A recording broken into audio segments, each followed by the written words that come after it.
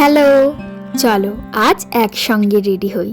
আজকে আমি যাব আমার হাজব্যান্ডের বন্ধুর মেয়ের জন্মদিনে, তাই ভাবলাম একটু শাড়ি পরে যাই। আর সঙ্গে শাড়িটা আমি পছন্দ করেছি গোলাপি কালারের, যেটা আমার মা কলকাতা থেকে এনেছিল। শাড়িটার দাম কত জানো? মাত্র 200 টাকা। আর সঙ্গে আমি যে ইয়াররিংসটা পরছি সেটাও আমি একটা মেলা থেকে কিনেছিলাম, যার দাম মাত্র 30 টাকা। আর সঙ্গে আমার এই আংটিটা তো তোমরা আমার প্রায় ভিডিওতেই দেখো। আর শাড়িটা এতটা কমফোর্টেবল আর এতটা হালকা তোমাদের বলে বোঝাতে পারবো না।